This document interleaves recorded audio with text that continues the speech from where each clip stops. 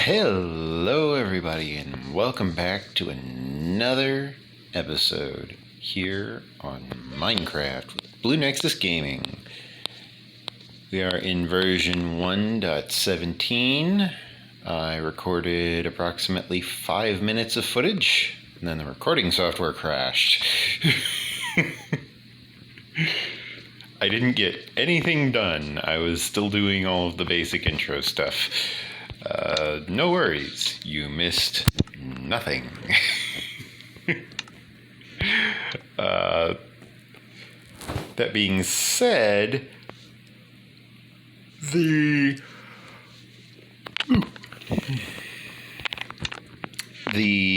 various aspects of... Oh, right.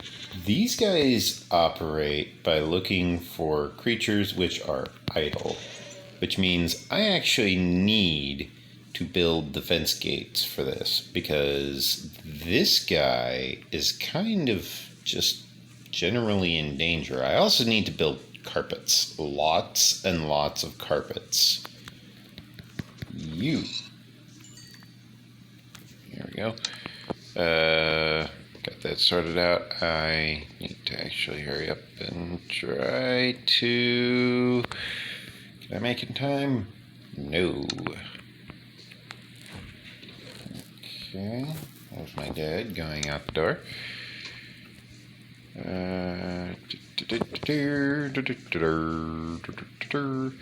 Okay, so let's see, what was I doing? I need... Okay, thank you. I'm recording. I need to remind you guys to leave a like on the video. Or girls, doesn't really matter. Your actual gender is irrelevant. What's relevant is that you leave a like on the video, because the likes help me, help the channel, keeps everything running smoothly, tells YouTube that this is the type of content that you definitely enjoy seeing, and YouTube should definitely show you more of my videos, maybe even suggest more of my videos. There's a shocker, right? I know, right? The various videos which I upload are very elegantly made, obviously. I got a little carried away enjoying myself. However, I am here recording more video for my loving audience here in an attempt to get you guys to leave a like on the video, subscribe to the channel.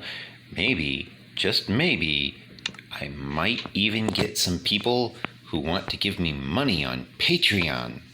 That'll be a great feat. However, currently I need to grab the wool out of this chest. That's the other thing I was doing. I was grabbing the wool from here. This would be an opportune time for me to have a sheep farm, because I need to go into this pen here where I have this horse. Then I need to go through, just kind of cover the entire place in carpet, because I need to prevent everything from spawning. I am currently out of wool. I just ran out of wool. I have one wool. That means I need string, I think. Wow, auto save already. Talk about quick. Let's see. I also need fence gates, because I don't want those screaming goats to go running in there and hurting my horse, because they'll hurt anything except for shulker boxes and other screaming goats. I might take down some of those torches on that spider spawner just so I can get the string. It's a very stupid idea, but I might do it. The reason why I might do that is because I think I'm able to use string, if I remember correctly, in order to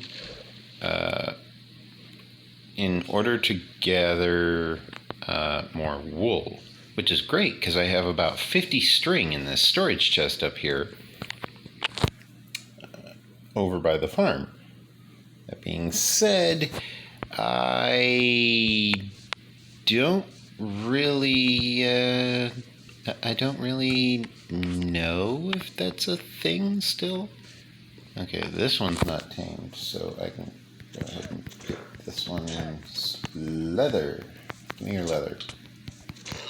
Don't spit at me. Didn't even give me any leather. That's kind of sad. Oop, got another one of these guys. Two of these guys. Oh my. Oh no, wait, that's a sheep. I need those.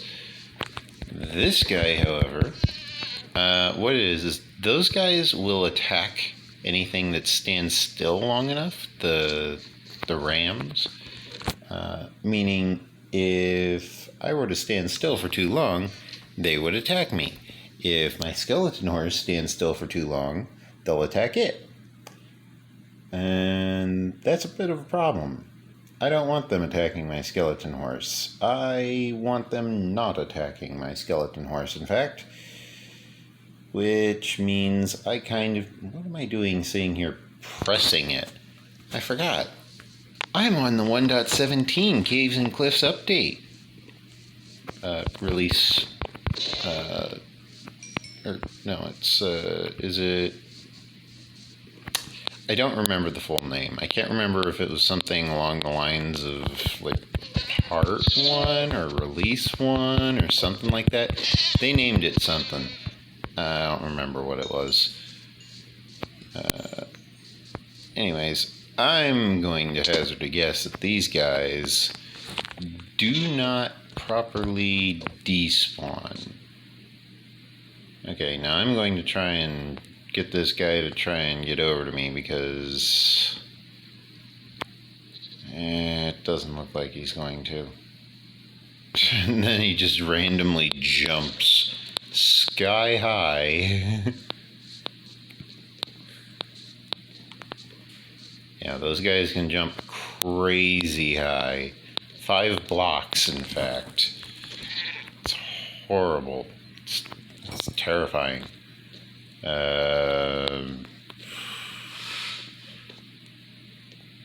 Anyways, I have fancy graphics off so we can't see into the water. That's mostly for my rendering purposes because I'm recording. However, I need... Oh, no you don't, little goat. Come here, you.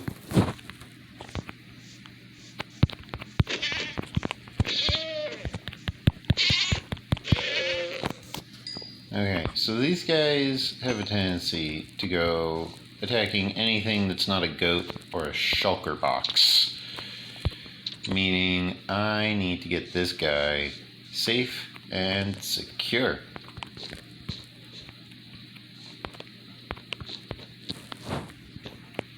I can worry about covering up the flowers later. For now, I just need to get the carpet installed. I need to get the carpet made. Wow, already, huh? Okay, well, I guess time flies. Right, I need lanterns.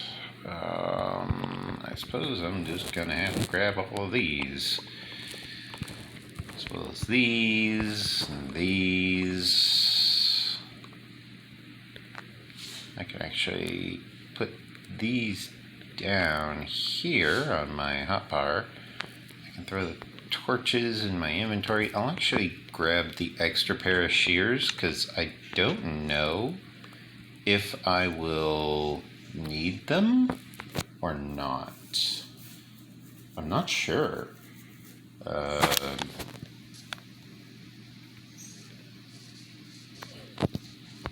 I wonder, can I shear these guys? No, I cannot. Well.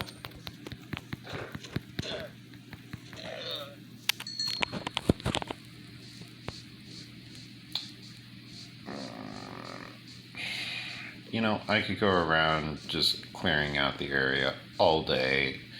I would probably be no closer to actually making progress. How's this traveling along?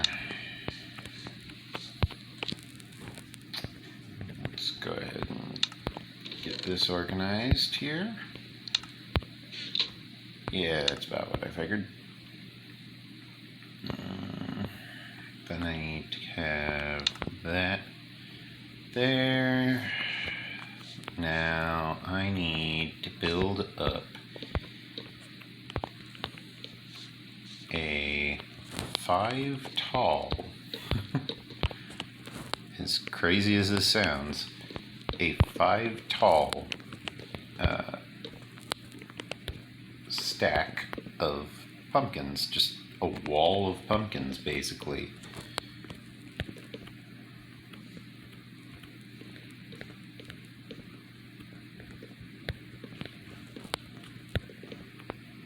And then I just, yeah, I can't even place it all the way down there.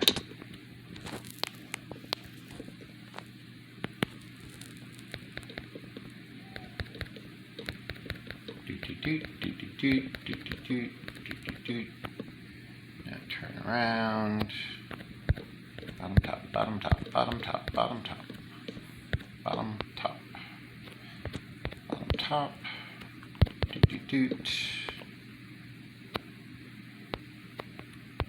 Oops. Okay. There we go. Now I'm able to just go through, carve out all of these pumpkins, make sure I don't miss any because they might be hiding behind the map that I'm holding.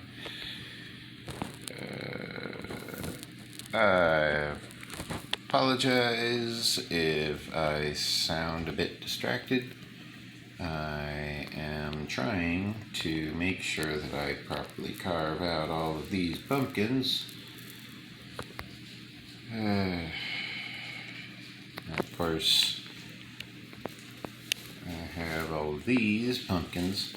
It is very important that I do not leave this gigantic pile of pumpkins just lying here, because the topmost layer is actually not spawn-proofed fully. I understand the lanterns will allow it to be spawn-proofed. However, specifically the top layer is just far enough from the lanterns down below in order to not prevent spawning of monsters.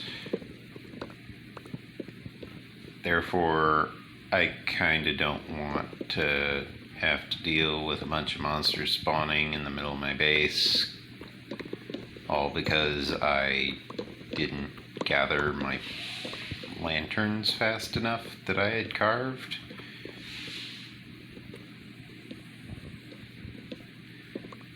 And that'd be a kind of lame reason to have a bunch of monsters running all over your base, is you just carved a bunch of pumpkins and then didn't collect them, and it's like, well, that's potentially wasteful because, you know, creeper might blow them up, so there's that.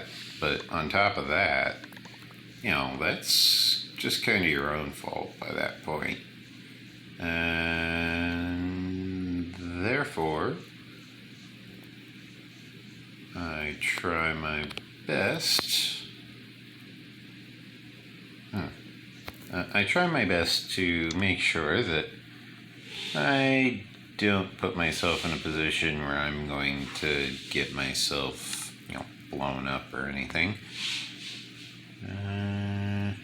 This time, I think, first off, I'm going to build it very close to this, starting right here.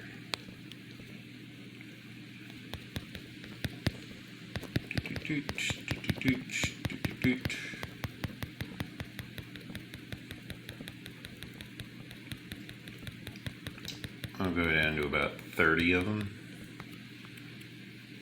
And then 2 and 1. I just stand back a little bit, make sure I didn't miss any spots. Don't want to accidentally have it where... now look here, you. Yeah. That's what they do. They scream. They'll scream even if I don't do anything. As I was saying, I want to make sure that I have everything built up properly. I don't want to leave a bunch of gaps in my little construction here of my carving station, basically. That's basically what this is. It's a gigantic carving station for pumpkins.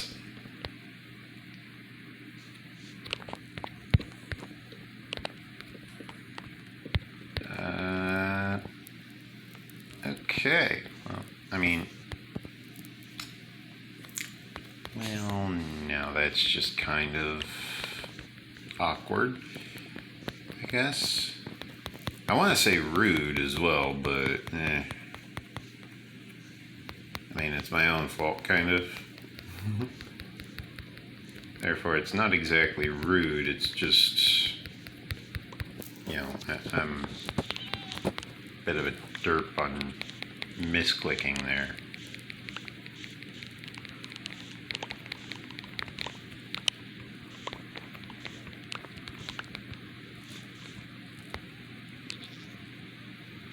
Okay, now I go for this. Hey, I was tapping, I was not long pressing. It's not supposed to move my vision unless I long press.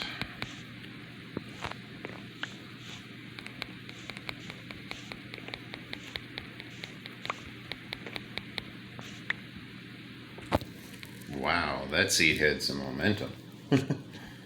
It made it all the way to me. I'm all the way back here. It's like, wow, that seed was moving. Okay. I guess this axe did not last long.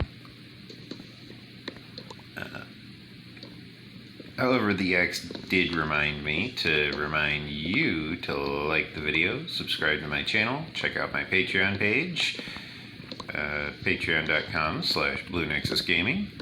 Very easy to remember. It's the same name as my channel. However, there's no spaces in that link.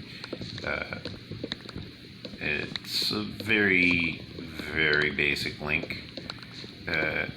If you do check out my Patreon page, you will find that on my Patreon page, if you donate a certain amount of money for a minimum time frame of 3 months, nothing I can do about that. It's Patreon that set the time frame. But if you do manage to,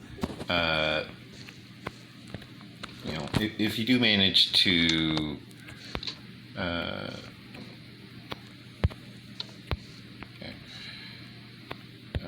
check out my Patreon page, you'll notice that if you donate a specific minimum amount of money, you will be able to receive every 3 months for, I think, 3, 6, 9...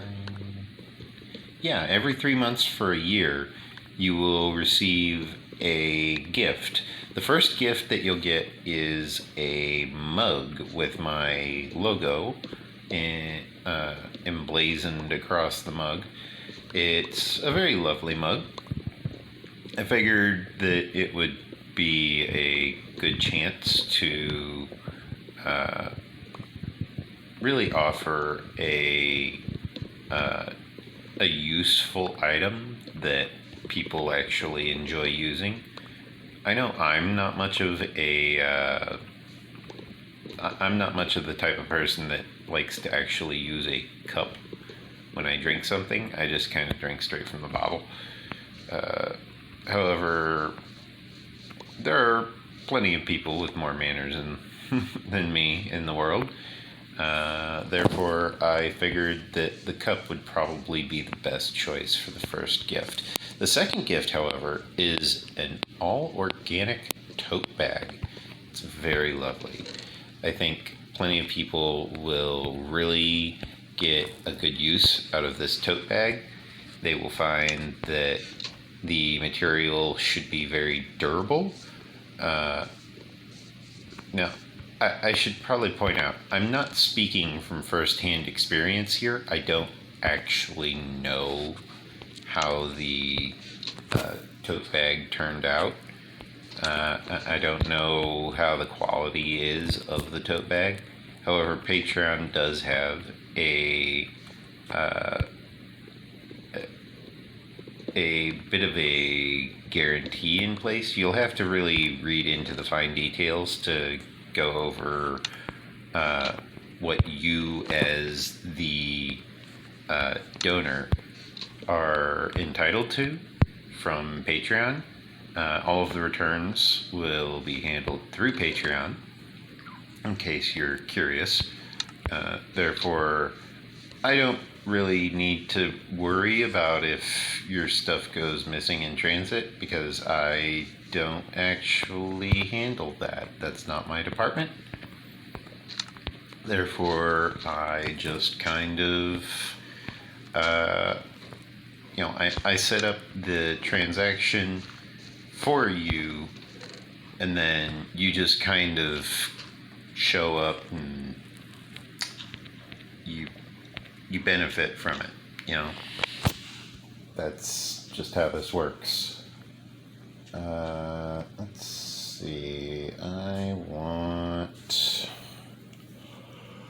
I'm going to want all of that space for gunpowder, because I know it's going to be a long time until I find a creeper farm. Let's see, what else is there? I have so many jack-o'-lanterns. Well, not jack-o'-lanterns. I have so many pumpkins, carved pumpkins. God, it's like Bond.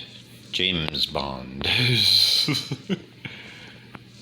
If I manage to locate a sheep, I will want to shear the sheep. That's why I still have the shears on my person. Let's see. Right. Coal is up here. There we are. Okay. Let's go ahead and convert all of these into that. And then we... boop.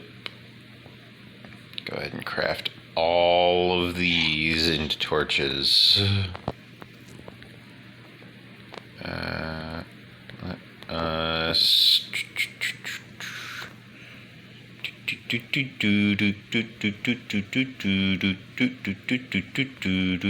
Okay, so it does seem to stop you at one stack. However, it stops you after you've gone over that limit of one stack. It does not stop you beforehand. That is worthy of noting, as that does sometimes complicate things. You know what? I'm going to actually need a lot of sticks.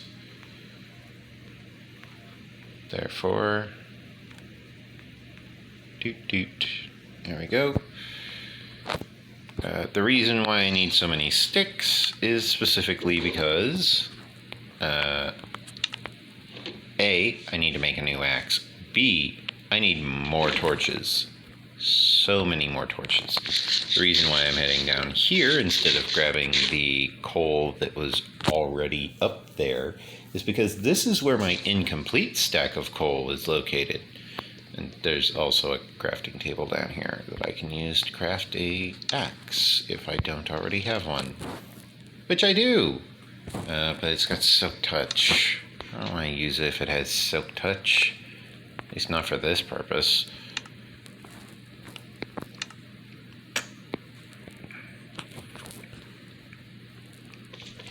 Okay. Hi, slime. You just jumped over a cactus to try and get to me.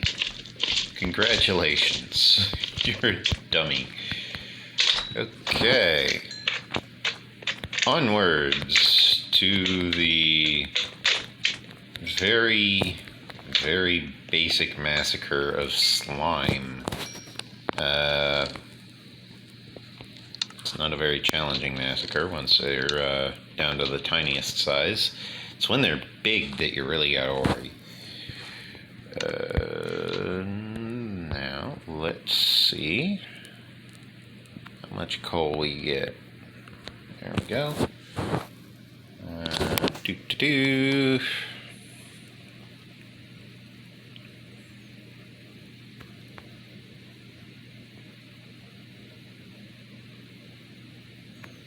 Yeah. This is definitely a lot of torches.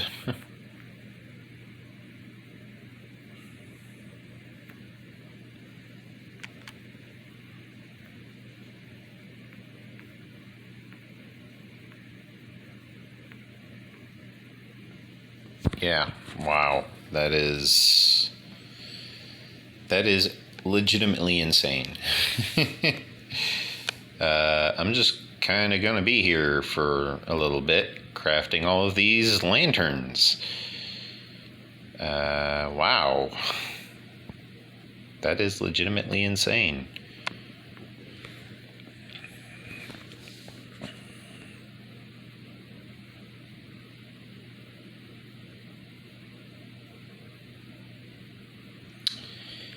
Yep.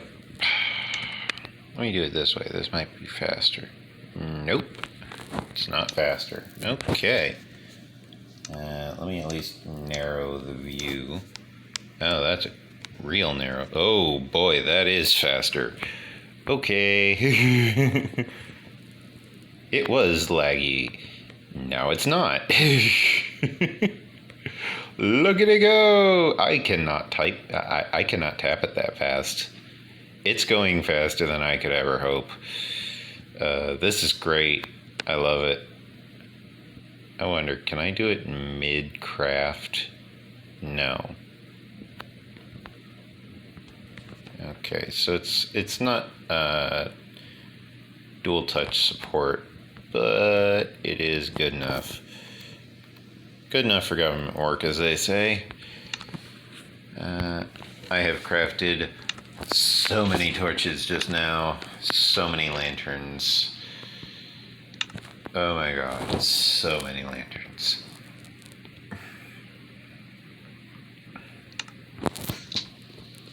Okay, now I need to head back to the surface in order to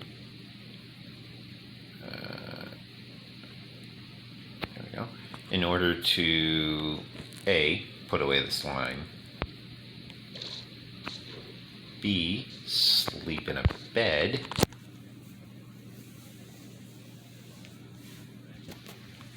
C, put away the shears, because I actually, well, I kind of want to keep the shears on me, because those things have a tendency to despawn if left alone for too long.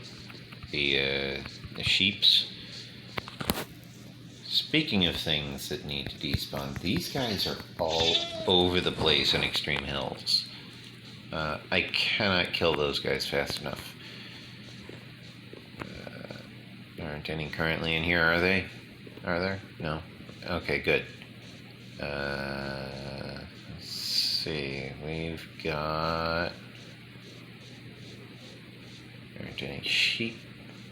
No, but I just saw that guy spawn in. I might need to set up the spider spawner.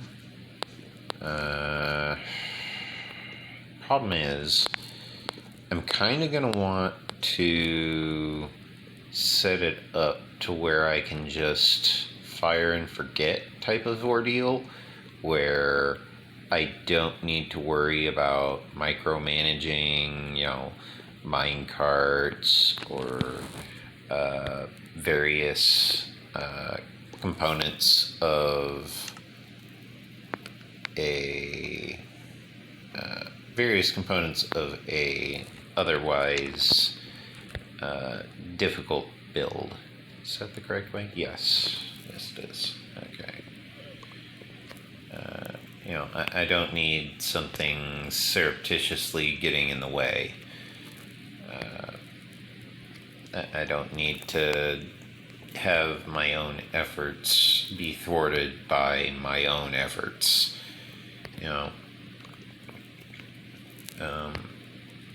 Also, it seems that jack-o'-lanterns are a bit of a transparent block, which does kind of help me a little bit. It means I don't have to jump down into each and every one of these little pits that I'm making.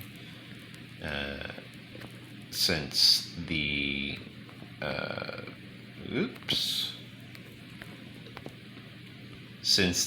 specific reason that I'm doing so is to try, let me fill that in, because I'm trying to make it, flat, smooth. The reason that I am, potentially wanting to jump down there is specifically to retrieve the items. However, if the lanterns are a transparent block, then that means that the lanterns are going to push the items upwards. The items will then float to the surface of the transparent stack, as it were. For example, there are no items in here. However, there are items in here. There is a torch in there, and that hole closest to me there. And now it's on the top. There's cobblestone in this one. There's cobblestone and a torch in this one. So as you can see, it is very, very useful for expediting the process, as it were. I don't need to just constantly worry about retrieving the contents of what fell into the pit.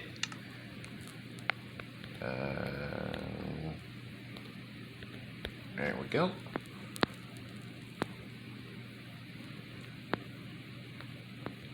I will move all of these down one road just in case.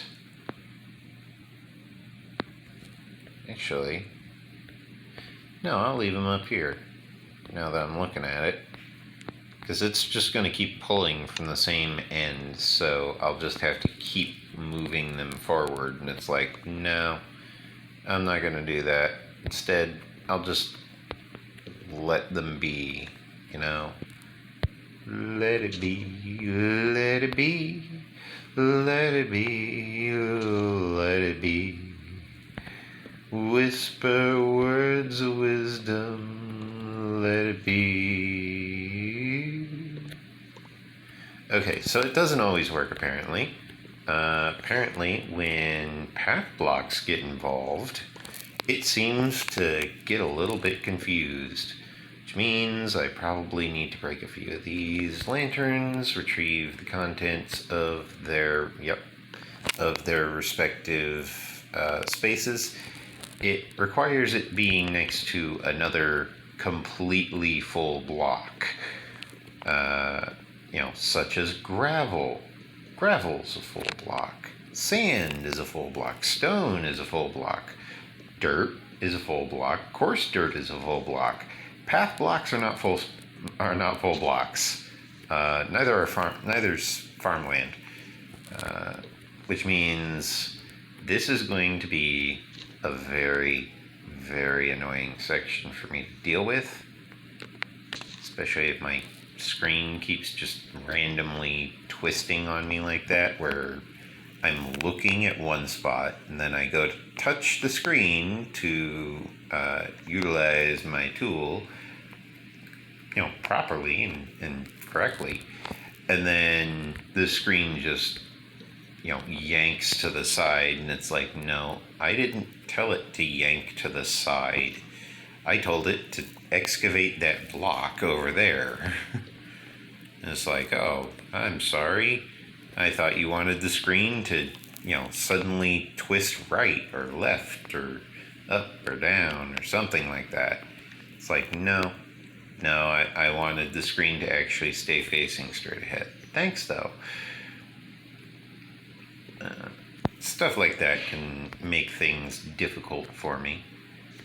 However, what I need to do is focus on what needs to be done. What do I need done around the base? For example, do I or do I not need to have any form of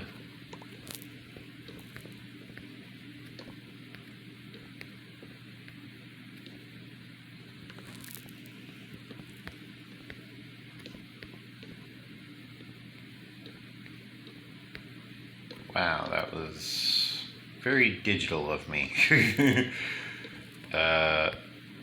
Which is to say, I think that I might have done that in a very poor order of operations.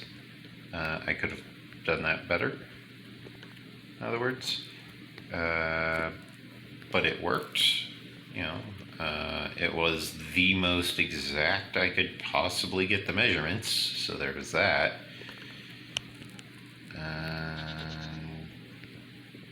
Yep.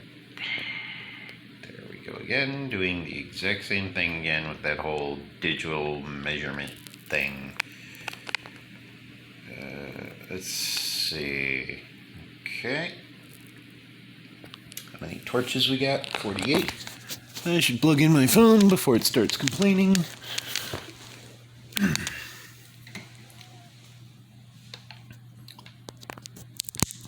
There we go. Okay, hopefully that doesn't confuse the recording software. It shouldn't. The screen should stay, upright for you guys. It should just do a little flip for me, and you guys should be unaffected by that. Let's see what we got here.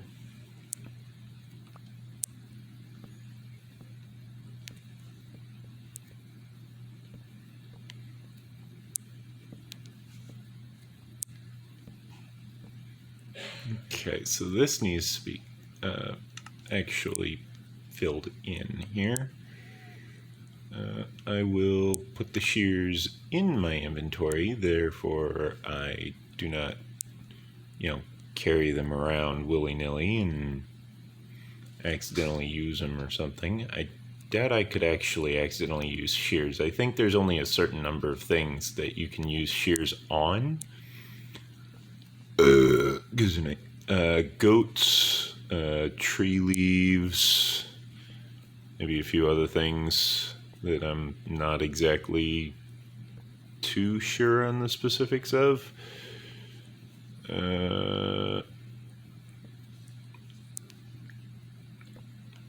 Speaking of which, yeah, I can re-dye the wool. It's fine. So I shall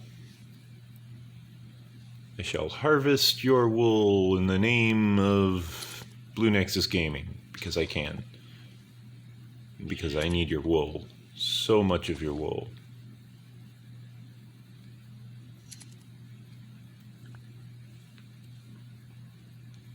any other grass you want to consume, by all means. I mean, if you're just going to keep going further and further away without actually eating, then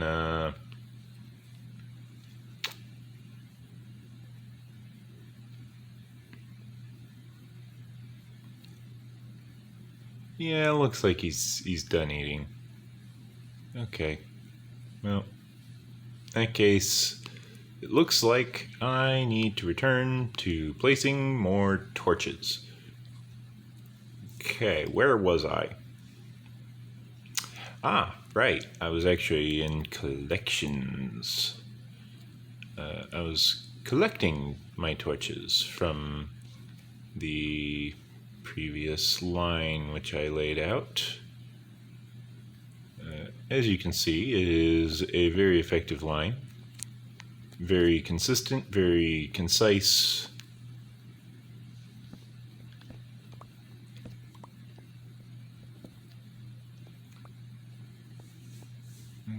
Okay.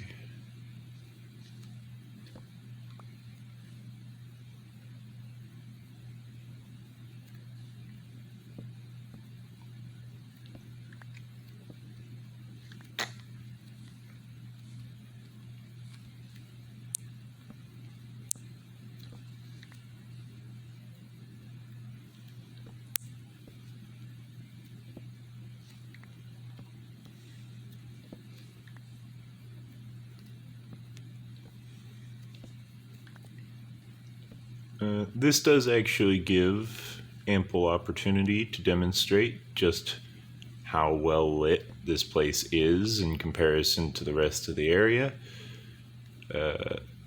as you are able to actually see the lighting updates being caused now, since I don't have the danger zone texture pack, as I call it. Apparently many people call it by that name.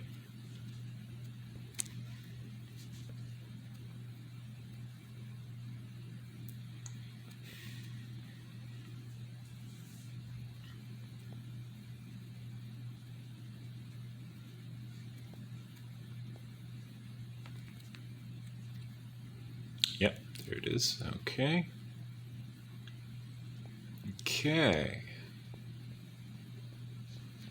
Yeah. Huh.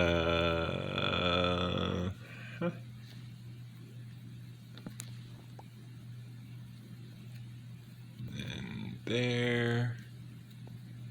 With another one there. Then one there. Then one there. Yeah. One there. One there. Now I gotta start counting them because I don't got any landmarks. It's just, path blocks as far as the eye can see. Well, not as far as the eye can see, but you get the idea. It's a lot of path blocks.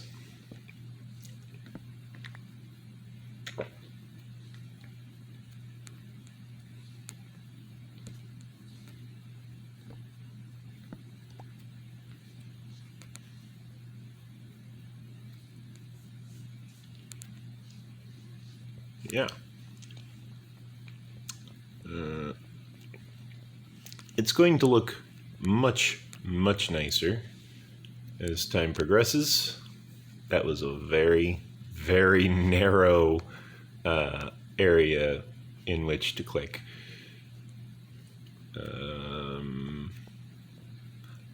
Let's see. I already mentioned liking the video. What was I going to talk about? Right. I think I was talking about Dragonus last episode. Let's see. What was I discussing specifically about Dragonus last episode? It was... I'd mentioned the Dragon Sanctuary. I'd mentioned... Oh, the Mjolnir armor. Okay.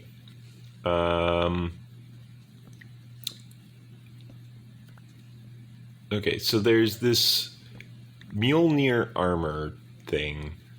Very damaged armor, but still technically intact-ish. I mean, it was... That's what it was. Okay. How do I start phrasing this? Let me put it that way. The Mjolnir armor is so effective that they need multiple AIs, one for each limb specifically, so 4 AIs, which means they need 4 AI sockets in order to house each of the 4 AIs that are needed in order to operate the thing.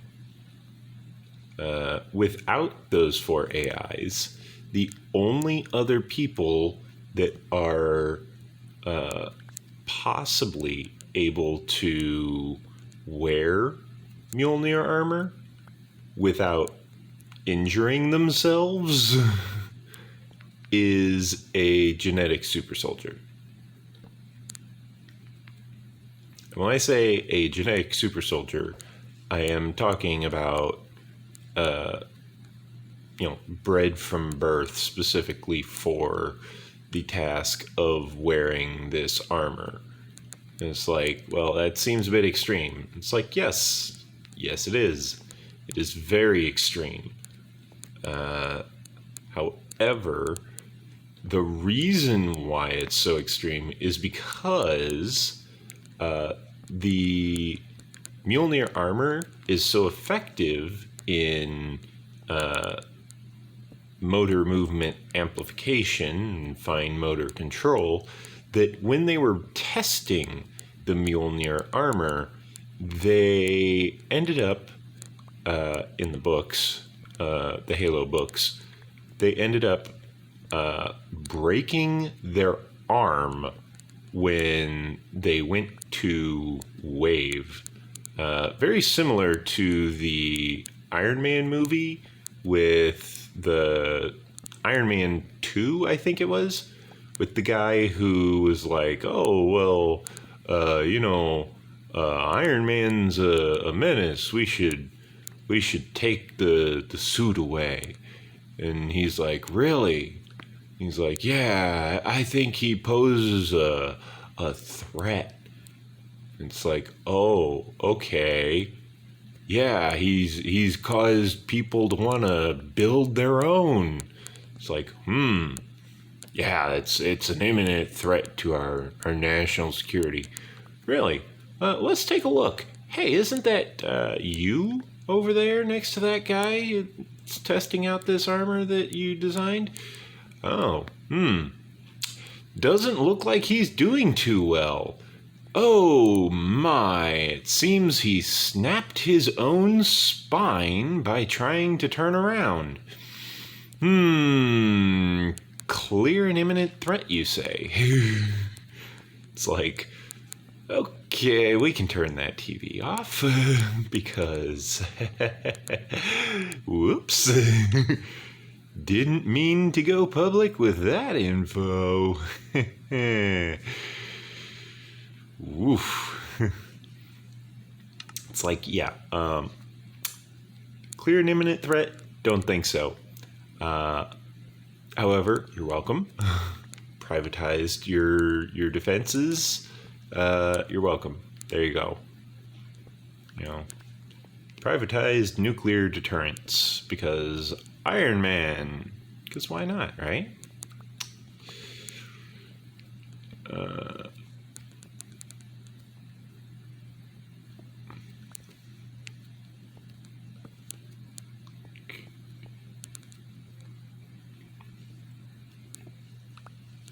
Yeah.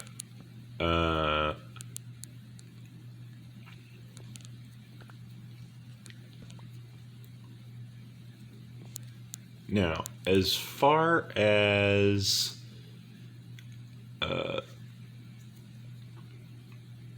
what was it? As far as how useful the armor was in game, like in the D&D game that I was telling you guys about last episode, I believe. The armor itself had no energy. It didn't have power to its shields. It was very decrepit, very old. It was an artifact in multiple senses of the word.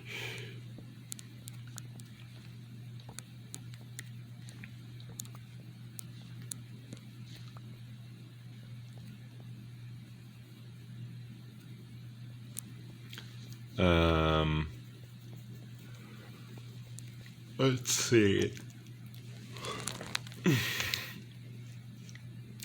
So there was the blacksmith wolf managed to get a hold of the armor. He was like, I want this for my personal collection. It's like, okay, well, we'll see about that. And he was like, what are you going to do? Take it from me by force or something? And it's like, we'll see. So I knew about this at the time. I was like, cool. Mjolnir armor, awesome. I'm gonna find a use for that. He was like, well, you'll have to get it from me first, and I'm not selling it. And so I was like, okay, well, what if I offer you literally all of my money? He was like, how much money we talking here? I was like, well, let me look at my sheet. So I looked at my sheet, found out I was worth a few million gold, and I was like, wow, I am worth a lot of money. I might regret this purchase. However, offer still stands. I said it. I won't back down on the offer just because I counted it out and realized how much I was worth. You know, I put the offer out there, I'll stick to it. You know?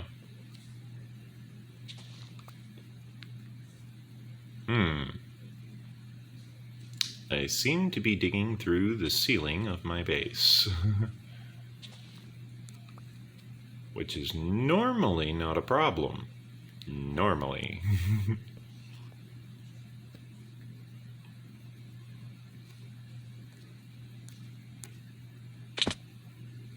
However, normally I'm not digging through the ceiling of my base.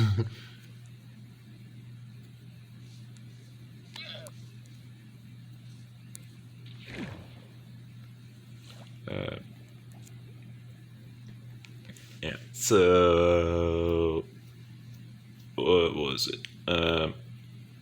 So Dragonis was like, well, you know, this is a bit of a wash.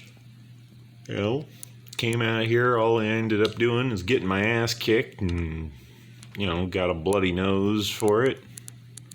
A lot of broken bones as well. A lot of broken bones. Good Lord, Dragonis got beat up so bad. And then, you know, they were like, well, you know, I think that I think I made great progress. It's like, well, good for you. They were like, what? You don't sound all that excited. It's like, because you got the armor and I got beat up. And he was like, yeah, when you put it that way, it sounds kind of bad. It's like, you think? He was like, but there's a bright side. I was like, what's the bright side? He said, you get to, you know, you get to study your scrolls. We're out here in the middle of nowhere. Ain't no one gonna bother you. I was like, I can do that in transit, man. I do read and write magic in transit because, well, mostly because Steve let me. I think Steve gave me a few free passes on this stuff. Either that or Steve just didn't realize that that was kind of contributing to me being this overpowered god creature thing that he couldn't get rid of.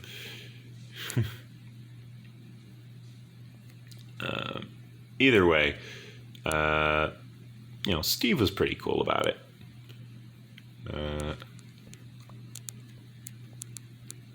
the problem I faced came in the form of a person who was observing from nearby, and then it's like, well, if he's observing from nearby, he's probably a spy or something.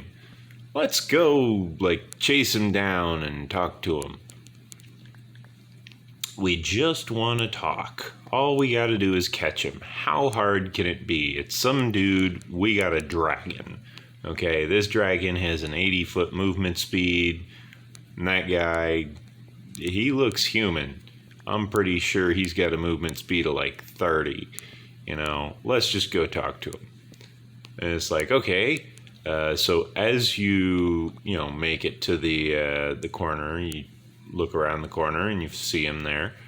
And he's all the way down at the far end already. Do you go chasing after him? Yes. Okay, so you go all the way down to the far end of the ruin, and you turn the corner, and you find your target, your objective, has advanced to the next corner of the ruins. It's like, oh my god, are we playing Ring Around the Rosie here? Jeez. Okay, well, looks like I'm chasing this guy down. I'll have the dragon, keep going after the guy. I'm just riding along. He was like, okay. And so you get to the next corner, and the guy's at the next corner already. And it's like, are you joking? How? Okay, how big is this ruin? It's a ruin, a few hundred feet. It's like a few hundred feet. You're telling me this guy moved a few hundred feet before I could clear the next corner? Yeah.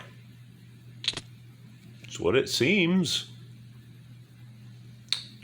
Okay. I'm gonna have the dragon keep chasing him. Maybe he's just exploring the ruin. Maybe he's an adventurer. Maybe he's high level. Maybe I don't want to fuck with this guy. Let's have the dragon keep going. See where this goes. Okay, as you approach the fourth corner, he's at the next corner. I'm starting to sense a pattern.